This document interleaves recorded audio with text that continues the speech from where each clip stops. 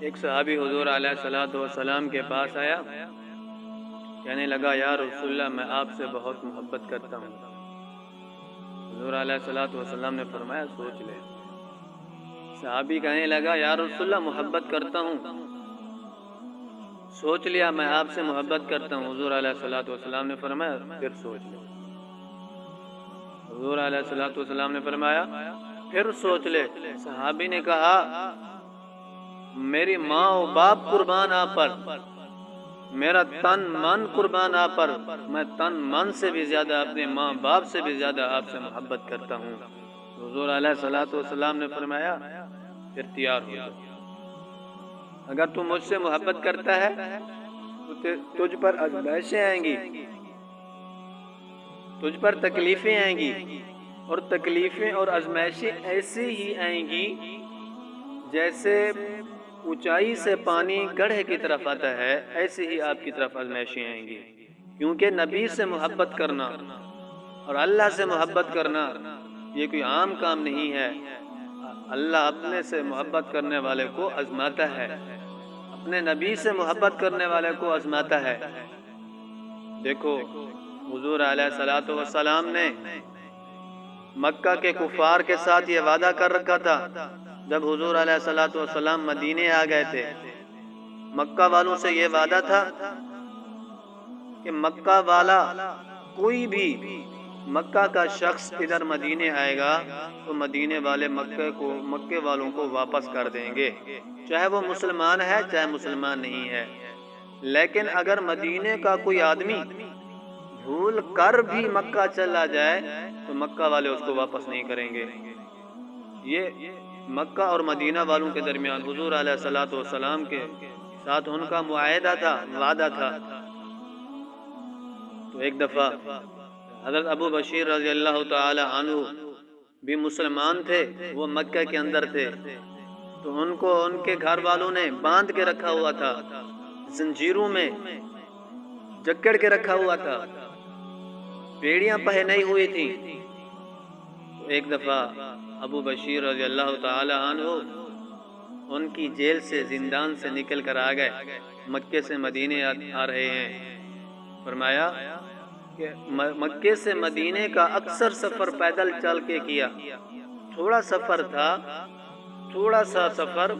ایک گھوڑے والے کے ساتھ سوار ہو کر سفر کیا ہے، وگرنہ سارا سفر اکثر سفر جو ہے وہ مکہ سے مدینہ تک پیدل چل کے کیا ہے۔ یہ صحابہ فرماتے ہیں جب ابو بشیر رضی اللہ تعالی عنہ مدینے کے گلیوں میں چل رہے تھے، ہاتھ پاؤں میں زنجیریں تھیں، بیڑیاں تھیں، جسم کٹتا جا رہا تھا، جسم سے خون نکل رہا تھا، جس گلی سے گزرتے اس گلی میں ابو بشیر رضی اللہ تعالی عنہ کا خون پھیلتا جا رہا تھا۔ چلتے چلتے حضور علیہ الصلوۃ والسلام کے قدموں میں آئے، فرمایا یا رسول اللہ مکہ سے بھاگ کر آ گیا ہوں۔ حضور علیہ الصلوۃ والسلام اس کی بات سن رہے تھے، ابھی تک کوئی جواب نہ دیا۔ تو دو فوجی مکے سے آ گئے، حضور علیہ الصلوۃ والسلام کو کہنے لگے کہ آپ کا وعدہ تھا کہ مکے کا کوئی شخص مدینے آئے گا تو ہم واپس کرو گے، یہ بھاگ کر آیا ہے کہ اس کو واپس کرو۔ حضور علیہ الصلوۃ والسلام نے اپنا چہرہ انور اوپر کیا، ابو بشیر کی طرف دیکھا، آنکھوں سے آنسو بہنے لگی۔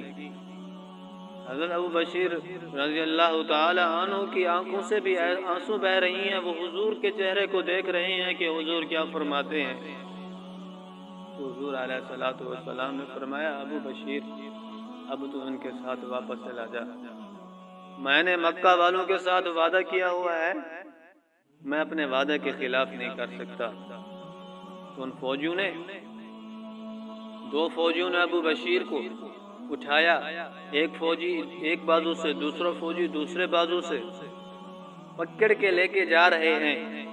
ابو بشیر اپنا چہرہ پیچھے کی طرف کر کے حضور کو تکتے جا رہے ہیں، حضور ابو بشیر کو دیکھ رہا ہے،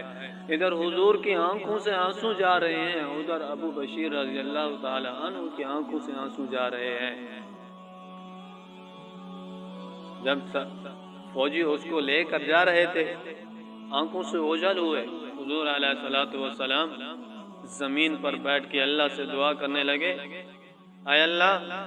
ابو بشیر پر رحمت فرما، اے اللہ ابو بشیر کے ساتھ خیر والا معاملہ فرما۔ تو ادھر فوجی جب ابو بشیر کو لے کے جا رہے تھے، فوجیوں نے ابو بشیر کو کہا کہ اس نبی کا کلمہ پڑھا ہوا ہے جس نے آپ کو پناہ نہیں دی، واپس بھیج دیا ہے، اپنے پاس نہیں رکھا، کہ یہی تمہارا نبی ہے جس کے تم دعوے کرتے ہو۔ حضرت ابو بشیر نے فرمایا خاموش ہو جاؤ، کہ یہی میرا نبی ہے، کہ آپ کی باتوں سے میرے ایمان میں کمی نہیں آئے گی، بلکہ اس سے تو میرا ایمان اور بڑھ گیا ہے کہ مجھے فخر ہونے لگا ہے کہ میں ایسے نبی کا امتی ہوں جو اپنے وعدے کا پابند ہے، اپنے وعدے کے خلاف نہیں کرتا۔ تو غصے میں آ کر حضرت ابو بشیر رضی اللہ تعالی عنہ نے ایک فوجی کو تھپڑ مارا، تو دوسرے فوجی کی میان سے تلوار نکال دی، تو لڑنے لگے، ایک فوجی کو تلوار کے ساتھ قتل کر دیا، وہاں مار دیا، تو دوسرا فوجی ڈر کے مارے بھاگ گیا۔ حضرت ابو بشیر فرماتے ہیں اس وقت مدینے کی آبادی سے نکل گیا تھا، تو ساتھ ایک جنگل تھا، اس جنگل میں چلا گیا، العیس نامی جگہ تھی، وہاں دریا کا کنارہ تھا، دریا سے پانی پی کر جنگل کے درختوں کے پتے کھا کر میں زندگی گزارنے لگا،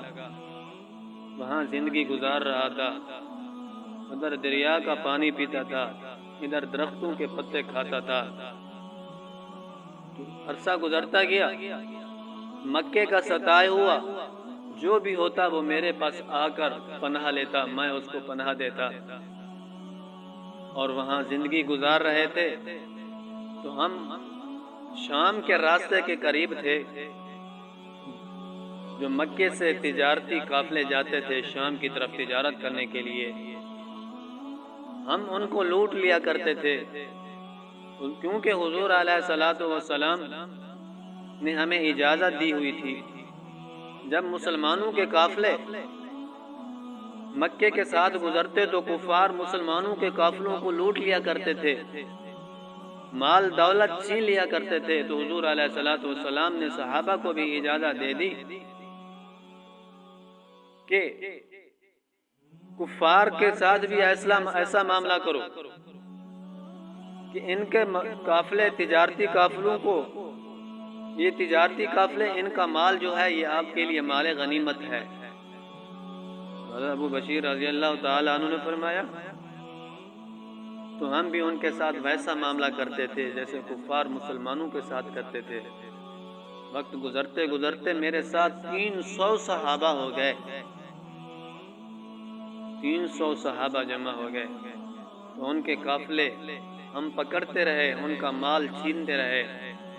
تو مکہ والے تنگ آ کر حضور علیہ الصلوۃ والسلام کے پاس آ کر ہاتھ باندھ کر کہا یا رسول اللہ وہ والی شک ختم کر دیں،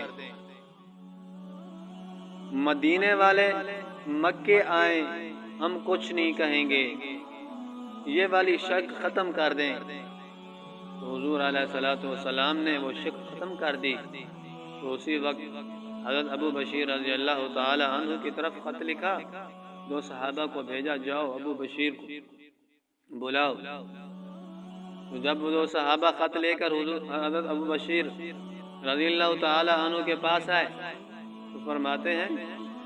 حضرت ابو بشیر بوڑھے ہو گئے تھے، کمزور ہو گئے تھے، دن کو کھیتی باڑی کرتے تھے، کہ رات ہوتی تھی جب ایک پہاڑ کے ٹیلے پر بیٹھ کے مدینے کی طرف نظر کر کے بیٹھ جاتے تھے، کہ فرمایا مجھے حضور نے کہا تھا کہ ایک وقت ہوگا میرا پیغام تیرے پاس آئے گا،